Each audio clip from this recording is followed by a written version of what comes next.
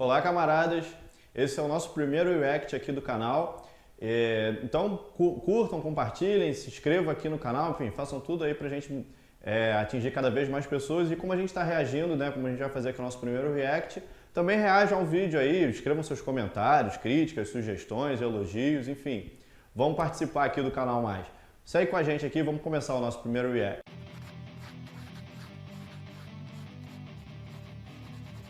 Bom, vamos começar então o nosso reagindo aqui a esse vídeo, que é uma discussão aí com o camarada Ian Neves, Milo, o Pirula e mais o Carlos Ruas, né? Então vamos começar reagindo, é um vídeo que fala sobre o socialismo, vai ser bem interessante aqui, né? A gente se contrapor algumas ideias, enfim, vai ser um debate interessante.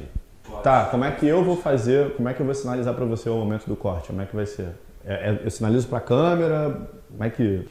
Então vamos agora assistir o vídeo, primeiro o camarada Ian Neves falando aí, vamos lá. Gente, na União Soviética não existia burguesia. E aí, outra pergunta que você fez. Ué, mas se não... não... uma primeira reação aqui. Camaradas, o seguinte, vamos analisar essa questão da burguesia na União Soviética e o que significa burguesia dentro do socialismo? Em primeiro lugar, assim, o socialismo ele não é a eliminação das classes sociais. Então no socialismo existem as classes sociais, as mesmas classes sociais, digamos assim, que existem no capitalismo. O que diferencia o socialismo do capitalismo é a classe que está no poder, né? Se no capitalismo a burguesia é a classe dominante, no socialismo o proletariado, né, a classe trabalhadora, a que produz a riqueza, se transforma na classe dominante. Mas como as classes ainda não estão abolidas completamente, essa luta de classe ela existe ainda dentro da sociedade. Então eu acho que esse talvez tenha sido um dos grandes erros da União Soviética, acreditar que a burguesia poderia ser eliminada por decreto, né? E hoje a gente ainda vê muito esse discurso de que na União Soviética não existia burguesia. Vamos apontar algumas coisas assim, né, que dão uns bons indícios para a gente de como existia a burguesia na União Soviética, né? Ou pelo menos assim, claro que a gente não vai entender a burguesia na União Soviética como ela é nos Estados Unidos ou no Brasil, por exemplo, né? Ela está numa situação política muito diferente. Mas a gente vai tentar olhar aqui e ver que realmente a realidade nos fornece alguns indícios de que existia ainda uma burguesia na União Soviética. Para isso a gente tem que entender um pouquinho da história da União Soviética, né? Em 1917, quando há a Revolução Bolchevique, né, quando os bolcheviques finalmente tomam o poder, uma das coisas que é abolida é a propriedade privada, né? Propriedade privada dos meios de produção, tá? Mas isso é abolido com forma estatal, ou seja, a partir desse momento, pela lei, não existe mais propriedade privada. Só que isso não quer dizer que a sociedade soviética se livrou da burguesia da noite para o dia, né? Que bastou apenas um decreto de extinção da propriedade privada e que, portanto, não existe mais a propriedade privada na sua prática, na sua realidade econômica, né? Nesse processo, né, já no início da Revolução, tem a nova política econômica, né, conhecida como pela sigla NEP, que restabelece pequenas propriedades privadas, que encerra o processo de estatização das fábricas, né, permite que camponeses tenham pequenas terras, enfim. Então já é uma pequena concessão que é feita aí durante o processo, já no início da União Soviética, para esse tipo de propriedade. Tá certo que a NEP depois é extinta por volta de 1928, né, retomando aí o processo de estatização e controle total do Estado. Mas assim, na União Soviética, vamos pensar também o seguinte, na União Soviética existia mercadoria, existe um mercado, né, tanto legal quanto ilegal, tanto formal quanto informal, tá? Como existe em qualquer sociedade, isso não era, né, nesses documentários de vez em quando aparece aí, o mercado ilegal na União Soviética, como se não existisse um mercado ilegal no Brasil, nos Estados Unidos, na Europa, em todo e qualquer país capitalista, né? O Estado ele não consegue controlar tudo, né? Às vezes nem é interessante também. Mas enfim, também na União Soviética, não é esse Estado Big Brother que olha, né, cada passo que o indivíduo está dando. Não, existiam certos controles, existiam leis, mas também a gente sabe como é que o ser humano funciona, né? Existiam também coisas que estavam por fora do olhar do Estado, digamos assim, né? Então existe um mercado, tanto formal quanto informal, existe moeda, uma moeda que circulava pelo mercado internacional, o rublo, que circula até hoje, né? Que é desde a União Soviética, que era cotado no mercado mundial, né?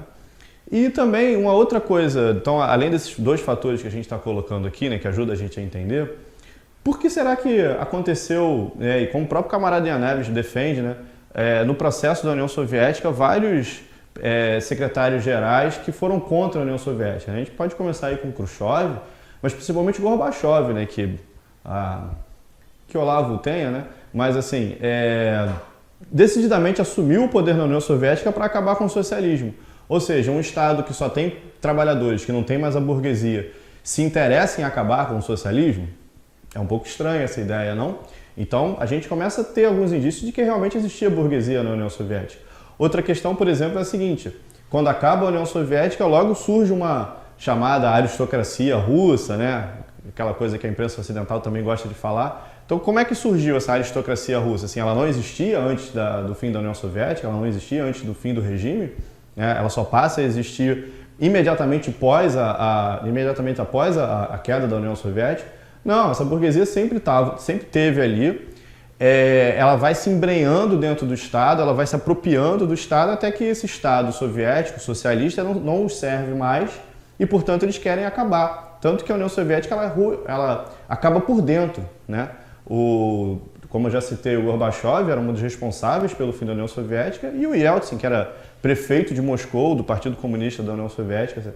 Quer dizer, todas essas pessoas estão participando de um movimento para acabar com o Estado soviético, né, com a União Soviética, representando, claro, os interesses da burguesia. Eles não estão representando em nenhum momento ali os interesses do proletariado, né?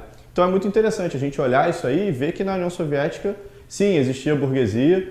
E aproveitando aqui para falar uma outra questão que eu acho que é importante, né? Talvez a China hoje nos ofereça um exemplo melhor. A China reconhece que existe burguesia na China.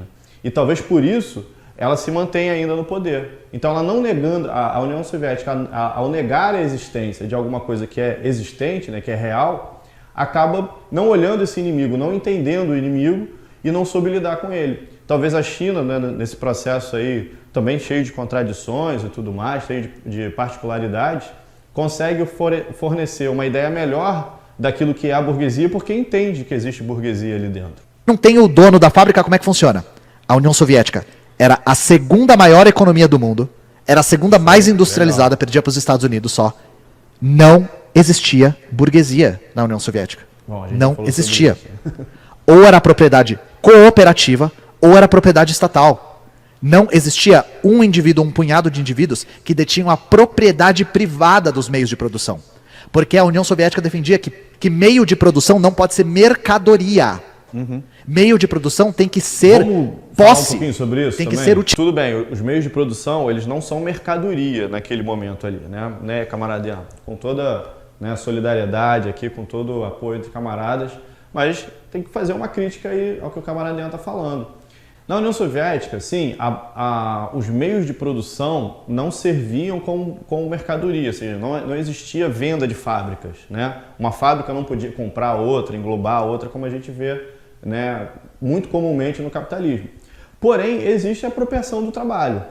Se existe a apropriação do trabalho, ou seja, o que a gente chama de apropriação do trabalho? Aquele processo da mais-valia, né? Então existe uma apropriação do trabalho. O trabalhador ele não recebe exatamente igual aquilo que ele trabalha. Isso também é uma outra discussão que daqui a pouco a gente vai ver sobre isso.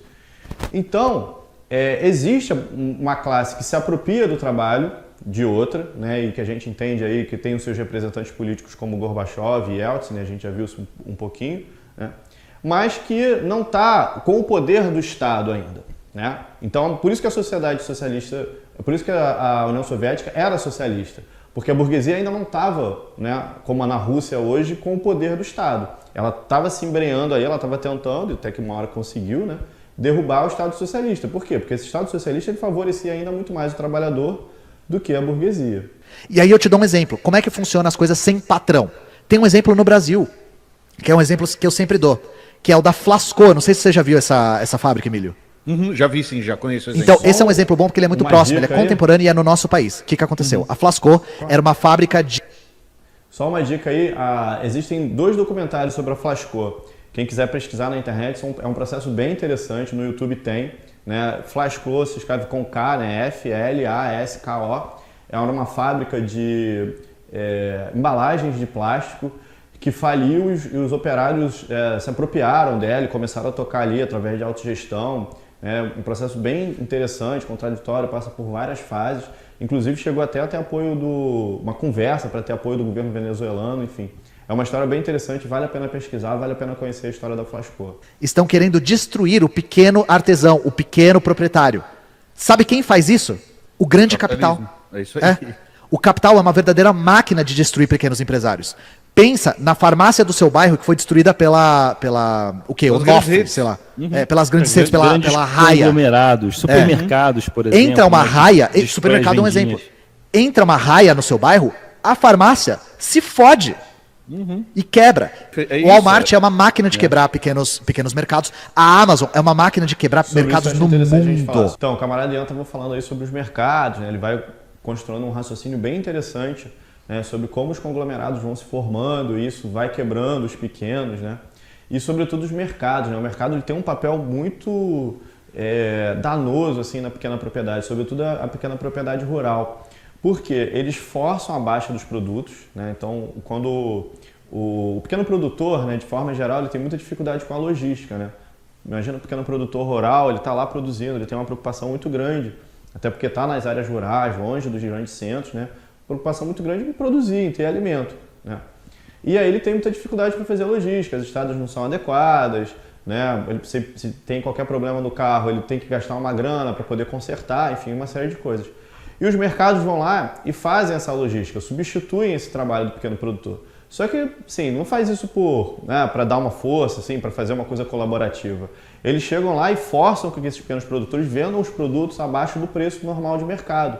Porque se esse pequeno produtor tiver que fazer todo o trabalho, descer e conseguir fazer a sua venda, né, a um preço, digamos assim, justo, né, isso não é interessante para o mercado.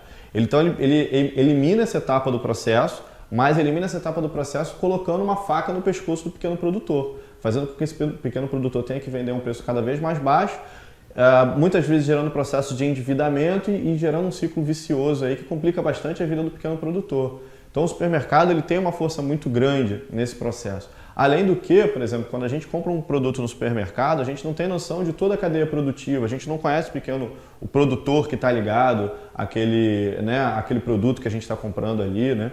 Então, sim, isso fica meio que escondido. Então, todo o trabalho do pequeno produtor, toda a forma de produção fica escondida, né, através daquelas gôndolas de supermercado.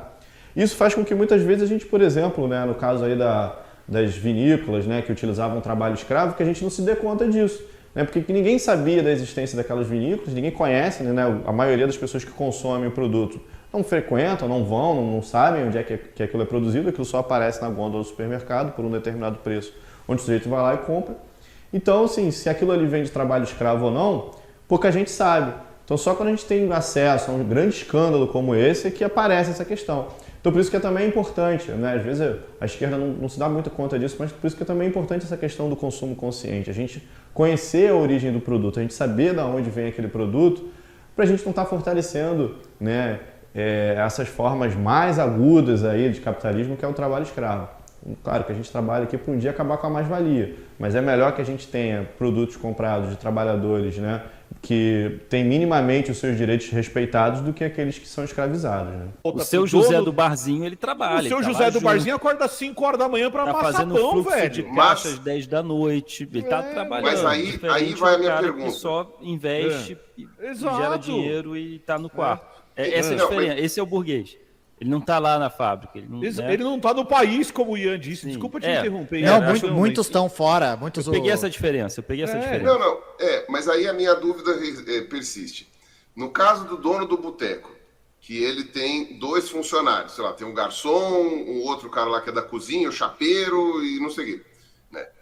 Nesse caso está havendo uma exploração, mas o dono do bar também é um trabalhador. E aí qual que seria a lógica, entendeu, dentro disso? Para você dizer que não há mais exploração. Porque aí, sei lá, todo mundo vira sócio da empresa, porque aí fica uma coisa... Não pode ser considerada a mesma exploração do que o burguês. O dono Não do é a bar. mesma, não é a Não, mesma. não é, mas eu estou perguntando por lógica, entendeu? Então, por o nome mecanismo. dessa todo mundo vira sócio, a gente chama de propriedade cooperativa. E já existiu em vários Não, países tá, do tudo mundo. bem, mas então aí o dono do bar não é o dono Não tem do dono. bar. Não tem dono. Não tem dono, tem um Do trabalhador boteco. que gere o bar, tem um gerente do bar. Tem um Ele gerente é um que faz o trabalhador trabalho de também, gestão. Gerente do bar. Tem o Ele gerente é um que faz o trabalhador trabalho de também, gestão, que faz o mas trabalho de todos os gestão trabalhadores são proprietários, digamos assim, daquele negócio. Exato. Porque todos eles trabalham. E aí, qual que é a questão? Em propriedades cooperativas, você ganha de acordo com o seu trabalho Exatamente. e não o salário. Vamos tentar falar um pouco sobre isso, assim. Muitas vezes a gente tem a noção, né? Essa é uma coisa meio senso comum, talvez, dentro da esquerda, que a ideia de socialismo é a ideia que o trabalhador ganha aquilo que ele produz. Isso é uma meia-verdade, assim, isso não é exatamente assim que a gente pensa o socialismo, né? Porque assim, não é você trabalhou X horas, então você recebe um valor por X horas trabalhadas. Na verdade, isso é uma lógica um pouco do capital, né? Você ganha pela quantidade de horas que você trabalhou, porque no capitalismo você tem a mais-valia. No socialismo você pode funcionar dessa forma? Pode, mas isso não é isso que garante o socialismo, e nem isso é uma coisa necessária ao socialismo. Inclusive, ele pode ser muito diferente disso. O que explica o socialismo, né? O que a gente chama de socialismo, a ideia básica, né, de uma sociedade socialista que caminha para a dissolução das classes, é que os trabalhadores reunidos, os produtores, né, aqueles que trabalham ali na produção, eles decidem coletivamente como vai ser aplicado digamos assim, o retorno, né, do trabalho. E esse retorno não necessariamente precisa ser em dinheiro, dependendo das relações como se dão ali, mas é uma decisão coletiva. Então, se os trabalhadores decidirem, sei lá, por algum motivo, que determinada pessoa vai receber um pouco além em relação às horas trabalhadas, porque, não sei, ela tem alguma dificuldade, ela nasceu com algum tipo de dificuldade, assim, não tem um problema, e aí por isso ela não, o trabalho que vai ser exigido dela não vai ser o mesmo em relação aos outros. Isso é uma decisão coletiva, foram os trabalhadores daquela região que decidiram que uma pessoa vai ganhar um pouco mais em relação à quantidade de trabalho por causa de determinadas condições, né? Mas isso é uma coisa que é feita por um acordo. O Marx ele tem uma frase muito interessante, assim, onde ele tenta, né, falar um pouco, né, dos ideais, de como, quais são os princípios que vão nortear uma sociedade comunista, né? Que ele fala a cada um de acordo com a sua necessidade, de cada um de acordo com a sua capacidade. Ou seja, a gente quer um dia ter uma sociedade onde todas as pessoas possam ter aquilo que precisam para viver, né? Por outro lado, né, por a gente não ter mais as amarras da produção capitalista, por a gente não ter mais a alienação do trabalho, uma série de coisas, a gente possa desenvolver também plenamente as nossas capacidades. Ou seja, a gente vai ter uma capacidade produtiva muito maior, né? Então, por a gente ter uma capacidade produtiva muito maior, a gente vai poder fornecer também muito mais satisfação a toda a sociedade, né? Então, por isso, de cada um de acordo com a sua capacidade e a cada um de acordo com a sua necessidade, tá? Então fica essa dica aí, acho que é interessante a gente receber essa questão no debate, para a gente entender qual é a proposta de socialismo, né? Porque a ideia também, um pouco da social-democracia era isso, que o trabalhador ele vai ser garantido, mas que ele vai ter uma remuneração justa. Isso também é um outro problema, assim, o que é uma remuneração justa, né? Essa noção de justiça ela também tem que ser sempre uma noção coletiva, histórica, né? Situada em um determinado momento. Ela não é uma coisa abstrata, não existe um princípio de justiça assim, a priori, né? Em relação a qualquer discussão, em qualquer debate coletivo. A propriedade grande, coletiva, é muito mais produtiva do que as várias pequenas propriedades de camponeses familiares. Então, o que os soviéticos fazem? Calma aí. Então, acho que nesse corte, aí, nesse vídeo, tem várias questões que são interessantes a gente discutir, né?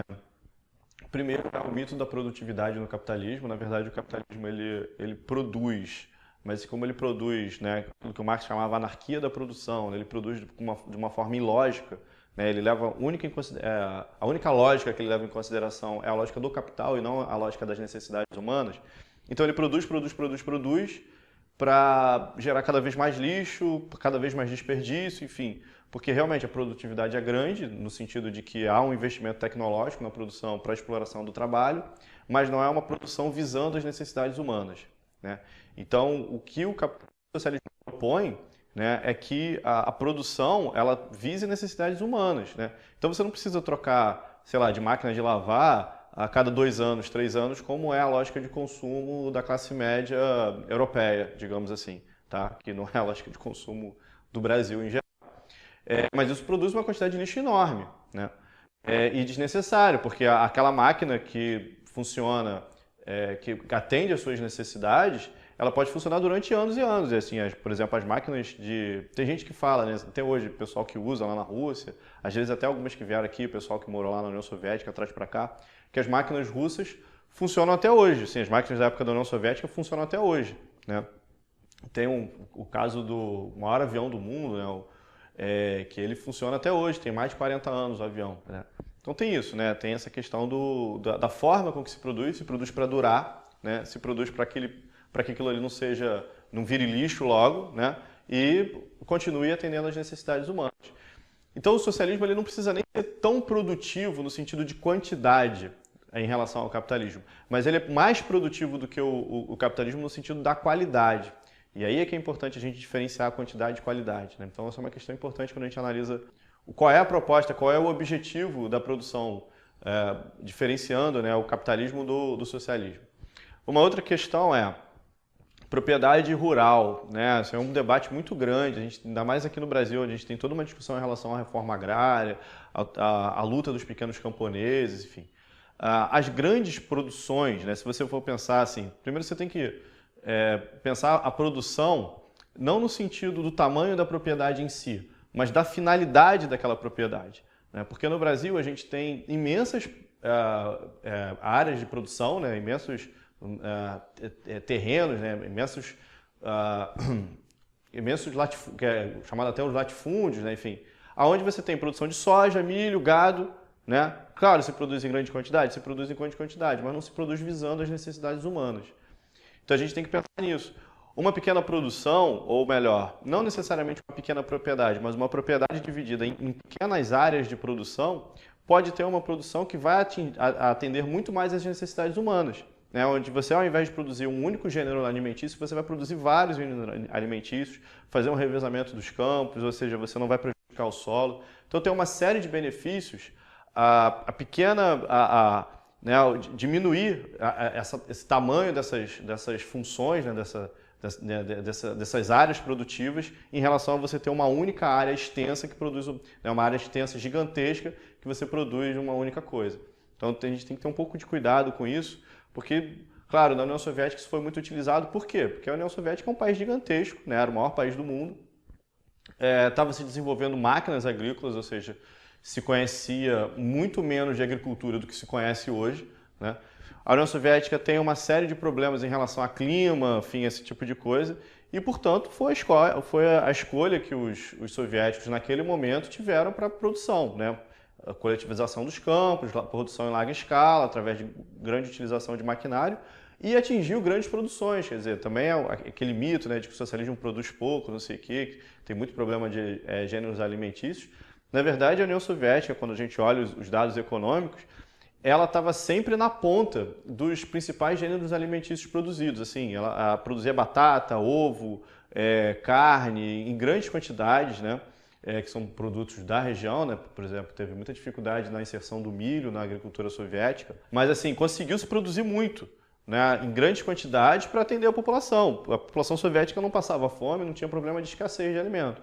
Você não vai ter uma grande variedade, porque isso tem uma questão cultural, de clima, uma série de fatores aí, né? Mas conseguiu se atender realmente, a população conseguiu se eliminar a fome, né? Dentro das várias décadas que existiu a União Soviética, principalmente pós-Segunda Guerra.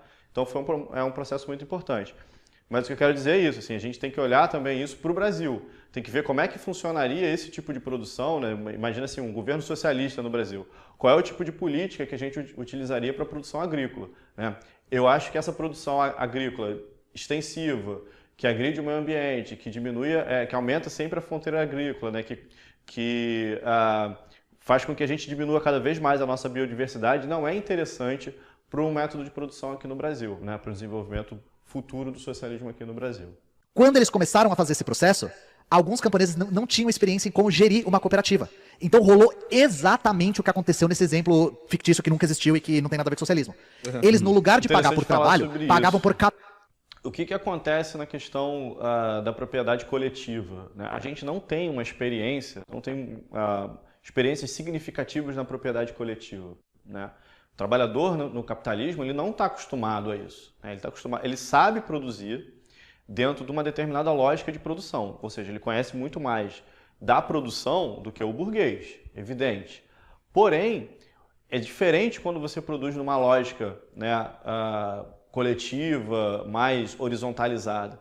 Então, esses tipos de experiência, por exemplo, como foi citado o caso da Flasco, são muito importantes para a classe trabalhadora, para o acúmulo de conhecimento da classe trabalhadora. Porque a partir do momento em que você passa a administrar lugares assim de produção, venda, enfim, né, empresas autogeridas, empresas mais horizontalizadas, essa experiência, nessa capacidade de administração do negócio é muito importante para que esse negócio dê certo.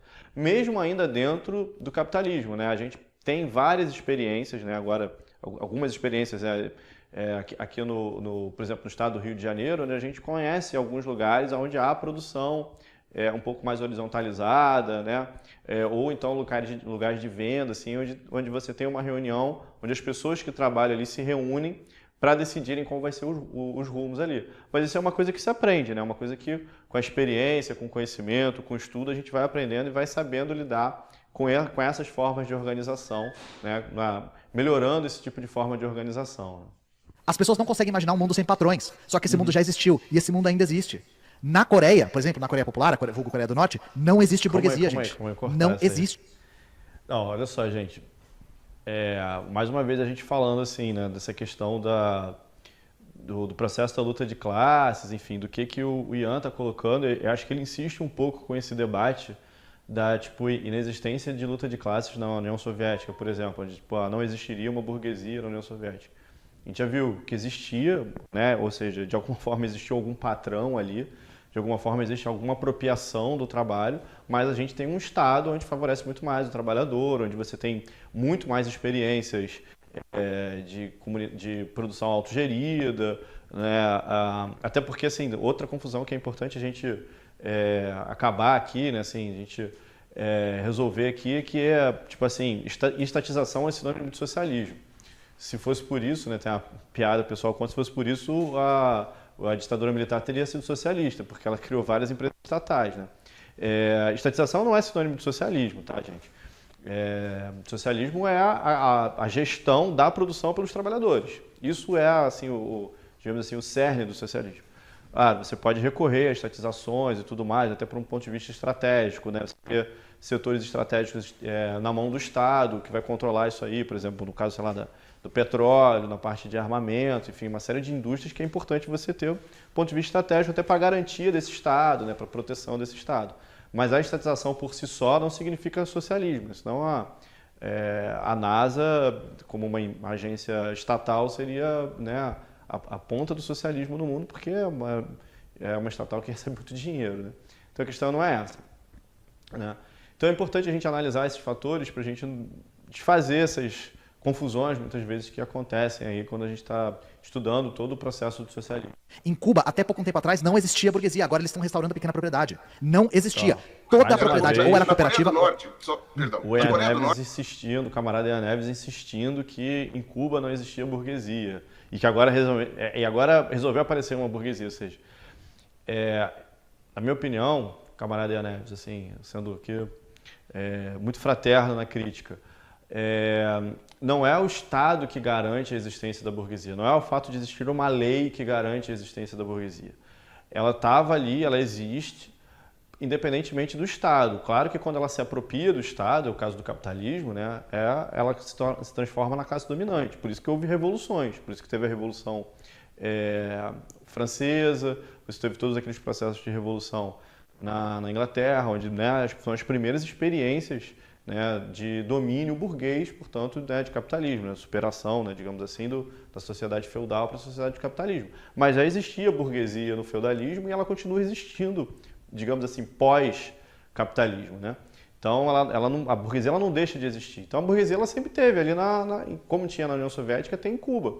O que acontece hoje em Cuba é que, devido a uma série de reformulações nas políticas econômicas lá, se permite maior, né, você tem uma legislação, digamos assim, mais permissiva em relação à propriedade privada. Mas essa propriedade privada, na prática, né, seja, a apropriação do trabalho de outras pessoas, ela nunca deixou de existir, né? A gente pode pensar também o seguinte, Então, no capitalismo não existe trabalho escravo, né? Porque a ideia de trabalho escravo ela não faz parte da legislação do capitalismo. Então, não existe mais na lei brasileira o trabalho escravo. Então, se não existe mais na lei brasileira o trabalho escravo, logo o trabalho escravo não existe mais. Entendeu, gente? Então, a gente tem que ter sempre muito cuidado quando a gente afirma que por alguma coisa não existe mais na lei, ela não existe mais na realidade. Valeu, camaradas. Então, esse foi o nosso primeiro react. Né? Então, coloque aí suas sugestões, coisas para a gente reagir também aqui, outros vídeos que a gente pode reagir e falar mais sobre esses temas que a gente discute aqui no canal. Então é isso aí, camaradas. Valeu, muito obrigado. Não se esqueçam de curtir, compartilhar, se inscrever no canal e fazer seus comentários aí.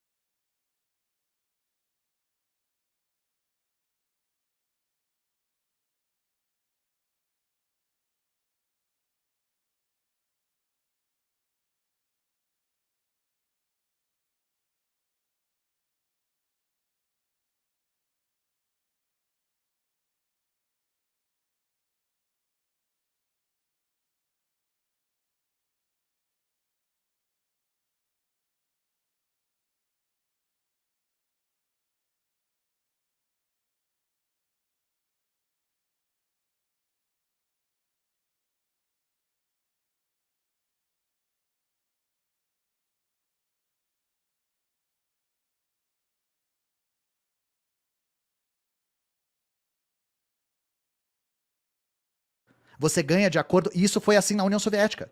Porque, por exemplo, uma das coisas que eles fizeram foi transformar a pequena propriedade camponesa na União Soviética em grandes cooperativas de trabalhadores rurais.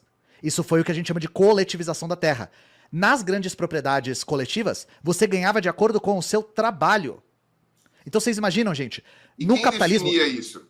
Tipo, o Como pessoal juntava e falava, o Yuri ali, ele não trabalhou, não fez porra Sim. nenhuma, ficou dormindo. Sim. Ah, então tira Sim. o dinheiro dele, é isso? Sim, sim. A os cooperativa próprios... aqui em Paulínia funciona assim, a E cooperativa como que, mas como que Quem você mede? calcula esse tipo de coisa? Quem mede Ué, quem quem não mede? dá tá pra fazendo cal- menos, quem tá fazendo os mais. próprios trabalhadores. Eles têm conselhos dentro das cooperativas, e nesses conselhos eles debatem e existem cargos para aferir quem produziu mais e quem Tá. produziu menos. Tem Eu posso ferramenta trazer de uma gestão, questão? gente. Não é assim Não, todo mundo Não, faz. sim. Deixa eu trazer um argumento capitalista, até para ser refutado. Porque, assim, é um argumento que eu ouço muito. E entrou agora, eu lembrei. Eu lembro que... é muito usado esse exemplo. Um professor... Eu sei do que você vai falar. Aí já pegou. Então vai lá, O professor aproveita, que Ruas, foi vai dar lá. um exemplo de, tipo isso, uma sociedade cooperativa e mostrando que não funcionava. Então, assim, eu vou distribuir a nota para a turma inteira. E aí o aluno que tirou A, que se esforçou para tirar A, e teve o aluno que tirou F. Mas aí o aluno que se esforçou, que tiraria um A, tirou um C, porque é a média para a turma toda. O professor dava uma média. Aí o aluno que tirou A falou, não vou me esforçar mais no mês que vem, porque se eu me esforço, o outro cara não faz nada, eu tiro C. E aí a coisa vai diminuindo, e aí não funciona, e aí chega num equilíbrio que ninguém está se importando em fazer nada, porque o de cima está insatisfeito, o de baixo também. Esse é um exemplo clássico para falar que isso não Mas funciona. eu acho que isso vale para hoje. Posso dar um Isso exemplo vale histórico? para hoje. A galera não está Pode, afim de pode. fazer além do que Vai lá, está Ian. sendo pago, porque não tem reconhecimento. Porque se é uma média para todo mundo, o cara não vai querer se esforçar muito, porque, se eu vou ganhar um meio, não vou ganhar porque eu estou me esforçando mais, então por que me esforçar mais? Uhum. Então, e aí, vamos lá, detona, né? Primeiro de tudo, se tem um sistema econômico que estimula as pessoas a trabalharem o mínimo possível, é o capitalismo. Porque vocês que ganham salário, que estão assistindo a gente, sabem que se vocês trabalharem mais do que o necessário, a única coisa que vocês vão acumular é tarefa pra fazer, tá? Exatamente. Não ofereça ajuda, senão alguém pode aceitar. Vão Porque achar você- que você faz aquilo também, você tomou no Exato. cu, que agora você vai fazer aquilo Você também se pela fudeu. mesma coisa. Se você oferece ajuda, assim, então, se tem um sistema econômico que estimula o mínimo trabalho possível, né, é o capitalismo. E aí, vamos dar um exemplo histórico. A União Soviética se formou em 1922 e a União Soviética tinha um problema muito grave de abastecimento de grãos. Por quê? Porque a União Soviética vinha de países que eram semifeudais, porque era uma união de repúblicas, né? Eram países semifeudais, e a União Soviética, assim que ela se formou, ela tinha acabado de sair de uma bruta guerra civil. Ela tinha sido invadida pelo Japão, pela Polônia, pela França, pela Inglaterra, pela Alemanha. Então, assim, isso destruiu o pouco que eles já tinham de infraestrutura para subsistência, principalmente da expansão industrial que eles estavam fazendo. E aí, o que acontece? Começa um projeto de coletivização do campo. O que eles fazem? A propriedade grande coletiva é muito mais produtiva do que as várias pequenas propriedades de camponeses familiares. Então, o que os soviéticos fazem? Nós temos que coletivizar o campo para aumentar a produtividade, para trazer esses grãos para a cidade para conseguir industrializar o país, né? Porque eles sabiam que eles iam ser invadidos cedo ou tarde, já tinham sido e depois foram pelos nazistas, inclusive, né? Em 41. E aí, o que eles fazem? Eles falam, a gente tem que convencer os camponeses a coletivizarem. Porque assim, o cara, ele tá trabalhando há gerações na pequena propriedade, produzindo trigo lá, sozinho, e aí você fala assim, vem pra uma propriedade que tem 200 pessoas gerindo uma puta fazenda, e aí muitas pessoas eram resistentes. O que eles fizeram? Eles faziam propriedades cooperativas que eles chamavam de kolkhozes, né? Tanto que aquela estátua de uma mulher segurando a foice é uma kolkhoziana. Ela é a figura da pessoa da propriedade coletiva. Eles construíam kolkhozes e faziam propriedades coletivas perto de fazendas e convidavam os camponeses a visitar o kolkhoz para ver o quão mais produtivo era e como era melhor para todo mundo, porque era mesmo. Todo mundo junto consegue produzir muito mais e melhora a vida de todo mundo. E aí, quando eles começaram a fazer esse processo, alguns camponeses não tinham experiência em como gerir uma cooperativa. Então rolou exatamente o que aconteceu nesse exemplo fictício que nunca existiu e que não tem nada a ver com socialismo. Eles, no lugar de pagar por trabalho, pagavam por cabeça. E aí, o que aconteceu? Alguns, né? Porque de camponeses que não tinham experiência em como gerir uma cooperativa, não sabiam o que estavam fazendo, né? E aí, o que aconteceu? Em cooperativas com 200 trabalhadores, eles pegavam o fruto do trabalho, jogavam no mercado, pegavam a renda e distribuíam igual. O que isso fez? Estimulou a gente a não fazer porra nenhuma. Então, o Dimitri lá ficava 10 horas arando terra, né? E o Boris ficava coçando o cu, sentado, não fazia nada, e no final do mês os dois ganhavam a mesma coisa. O partido baixa um decreto para os militantes irem e orientarem os kolkhozes a não fazerem assim. E aí é que eles começam a instituir o trabalho a remuneração por trabalho. Por trabalho.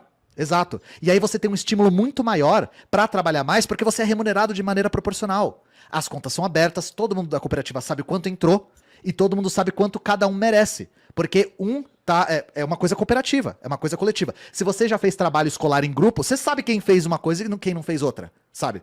Eles sabiam quem fazia e quem não fazia. E aí, os kolkhozes começaram a se espalhar e passaram a propriedade privada nessa época. Então, a soberania alimentar da União Soviética só veio por conta da propriedade coletiva. Era grande propriedade gerida pelos próprios trabalhadores. Depois da Segunda Guerra, quando a União Soviética se recuperou, a fome era desconhecida pelos soviéticos. Desconhecida. Ela só retornou no fim da União Soviética. Mas depois de 45, quando acaba a Segunda Guerra e quando eles se recuperam, porque a destruição que o nazismo fez na União Soviética foi uma parada assim que nunca se viu antes. Mataram 22 milhões de soviéticos, destruíram toda a infraestrutura soviética. Depois que eles se recuperaram, essa forma de propriedade coletiva era tão produtiva, porque os trabalhadores produziam mais por terem estímulo, por receberem pelo que produziam, e porque era grande propriedade coletiva, mas propriedade, que isso garantiu a soberania alimentar da União Soviética no ponto de que eles passaram os Estados Unidos em qualidade e quantidade de alimentos. Então, os soviéticos, eles comiam mais calorias por dia e com mais diversidade do que os estadunidenses. É que nos Estados Unidos existe muita desigualdade, existe muita pobreza e existe muita riqueza. E aí a gente acaba naturalizando isso, né? Mas, enfim, eu sei que parece uma coisa impensável e é por isso que nós comunistas gostamos de ocupar esses espaços. As pessoas não conseguem imaginar um mundo sem patrões, só que esse mundo já existiu e esse mundo ainda existe. Na Coreia, por exemplo, na Coreia Popular, vulgo Coreia do Norte, não existe burguesia, gente. Não existe. Em Cuba, até pouco tempo atrás, não existia burguesia. Agora eles estão restaurando a pequena propriedade. Não existia. Toda a propriedade ou era cooperativa... Na Coreia do Norte, na Diga. Coreia do Norte não tem aqueles empresários grandes, aquele pessoal que ganha uma grana, que trabalha junto com o governo, essas coisas todas? Na Coreia não, na China que você vai ter. Na Coreia Na China não tem. tem. Na China tem. você vai ter. Então, mas Na China você tem burguesia. Eu tinha visto que na Coreia do Norte também tinha um grupo Não existe seleto burguesia. que era de comerciantes que depois... Foi em algum período histórico da Coreia do Norte que eles precisaram apelar para esse pessoal e esse pessoal acabou ganhando favores do governo e sendo favorecido e hoje, tipo, forma, sei lá, como se fosse uma casta, uma coisa assim. Eu tinha lido alguma coisa nesse sentido, que eu não me lembro agora os nomes, vai me falhar a memória. O que tem na Coreia são zonas econômicas especiais, que aí sim o mercado funciona mais como mercado internacional. Mas a Coreia, 95% da economia é propriedade ou estatal ou cooperativa. Não existe propriedade privada lá. Inclusive a Coreia deu um passo além.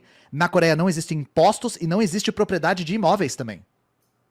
Todos os imóveis são de toda a população. Você não pode comprar um imóvel lá. Não pode. E não se cobra aluguel. E nem conta. Você trabalha, geralmente mora perto de onde você trabalha, nos imóveis que são de toda a população, e lá você não paga aluguel, não paga contas e não paga impostos. A Coreia tá num passo além, assim, disso. Isso com um país minúsculo, fodido, bloqueado, que tem que produzir quase 100% dos seus alimentos, né? Oi. Mas Não, eu ia dar um exemplo, Ian. Uma terra Porque de a galera merda. fala muito da Coreia, a Coreia é fechada, ninguém tem informação lá, blá, blá, blá, blá, blá. O meu irmão mora na Croácia. E na Croácia, os imóveis eram propriedade do Estado. E olha que coisa legal que tinha Sim, na era a Croácia. Iugoslávia. Todo mundo tinha imóvel. Todo Sim. mundo tinha a sua unidade. Não existia gente morando na rua Sim. na Croácia. Tanto que quando o regime cai, cada pessoa recebeu a propriedade daquela unidade em que já vivia. Isso foi uma Sim. das coisas que aconteceu.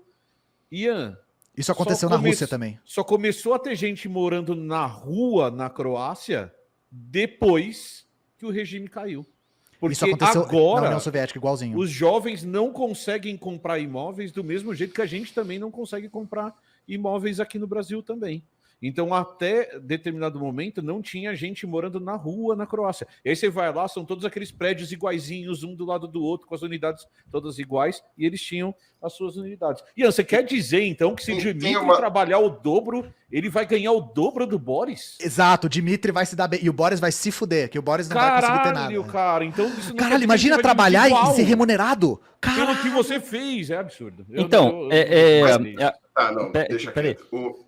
Deixa o Ruas primeiro falar do Dmitry e do Boris, e depois você tira a sua dúvida. Vamos lá, Dmitry e Boris, né? São os nossos personagens. Dmitry e Boris, vai lá, Não, Juanito. é difícil de imaginar isso, como você tinha comentado, porque a gente vive em um outro mundo, em outra realidade. Então é difícil imaginar uma outra realidade. Eu estou me forçando aqui a imaginar, porque é legal, eu acho legal isso. Tentar imaginar outras formas de sistema. Então a gente sair um pouco do lugar que a gente vive, da realidade que a gente vive, para tentar forçar. E também existem outras formas. Né, porque eu ouço, né, da bolha capitalista, né, a gente ouve muitos exemplos teóricos de como não funcionaria isso.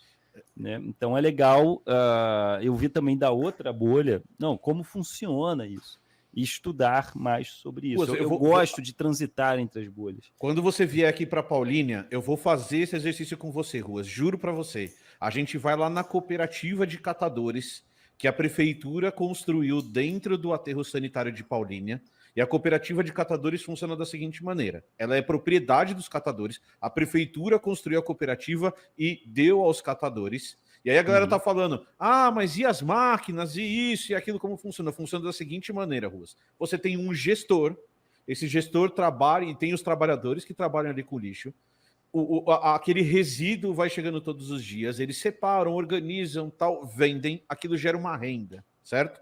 Parte dessa renda, por decisão dos próprios trabalhadores, é reservada para investimentos e parte dessa renda é dividida entre eles. Quando o gestor ou quando algum deles tem uma sugestão de algo a fazer com aquele dinheiro guardado, eles fazem uma reunião e falam assim, precisamos comprar uma compactadora nova. Eles fazem uma votação para ver se todos eles concordam se comprar uma compactadora nova é interessante ou não para a gestão daquilo que eles estão fazendo.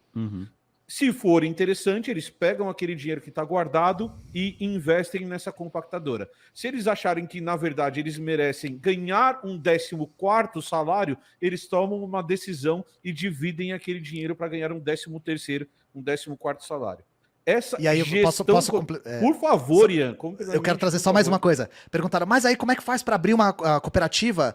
Como é que faz para comprar as máquinas? Então, da mesma maneira que se faz com a burguesia, gente. Com uma coisa chamada crédito. Exatamente. Tá? A burguesia, quando ela vai abrir o seu negócio, ela usa uma coisa chamada crédito, tá? Com bancos. E esses lugares tinham bancos estatais de investimento que forneciam crédito para essas pessoas abrirem essas cooperativas. Era assim que funcionava. Porque é assim que funciona aqui também. E essa é uma das grandes inovações também do Marx. O Marx, ele diz que a burguesia é uma classe parasita. Ela não tem razão de ser, ela não precisa existir. Ela não tem nenhuma função. E aí, esses países conseguiram eliminar a burguesia e não só conseguiram ter uma economia baseada nos trabalhadores, gerenciada pelos trabalhadores, como a União Soviética deu um salto de produtividade que a humanidade nunca tinha visto, gente. Nunca. Outra coisa que o Marx diz, não só a burguesia é uma classe parasita e as nossas relações de produção capitalistas pauperizam a nossa população, como elas estão obsoletas. O que isso quer dizer? O capitalismo, gente, atravanca a nossa capacidade produtiva. A gente, como sociedade, produz menos e em menor qualidade por causa do capitalismo. Eu dou um exemplo para vocês. A gente tá em uma geração de celulares que é 7 gerações atrás do que a gente já consegue produzir. Vocês sabem disso. Se lança no mercado tecnologia obsoleta para manter o mercado fluindo. Com televisões é a mesma coisa, com videogames é a mesma coisa. E coloca como novidade, hein, Ian? Não esquece disso. É. Estou E coloca Os caras como já se fosse estão de pensando ponta no que lançamento. brilha um Os caras já pouquinho têm o mais. lançamento de 2027, é isso? Exato. Já Os caras planejaram para 10 anos Opa. à frente, por causa do capital. Então isso atravanca a nossa capacidade produtiva. A gente poderia produzir mais, melhor, com mais qualidade, com mais acesso. Só que o que faz com que isso seja atravancado é a lógica da propriedade privada, dos meios de produção, que fique claro, né? Pra ninguém cortar isso e achar que eu tô falando da sua casa, novamente, né? Aí, só pra também falar uma coisa sobre propriedade de imóveis, né? Na União Soviética aconteceu a mesma coisa. 80% era propriedade do Estado, então você pagava um aluguel super barato, era tipo 5% de um salário, sabe? Era um negócio trivial, era 2 garrafas de vodka o aluguel, e aí quando a União Soviética se desfez, eles concederam a mesma coisa que na Iugoslávia, títulos de propriedade para quem ocupava os imóveis. Sabe o que aconteceu? E esse é o perigo de possibilitar a transformação de propriedade pessoal em propriedade privada. O grande capital começou a avançar em cima dessas casas e comprar todas para especular. Então é aquele carinha do Up, sabe? É o velhinho do Up, com a casinha do lado de um monte de prédio, assim.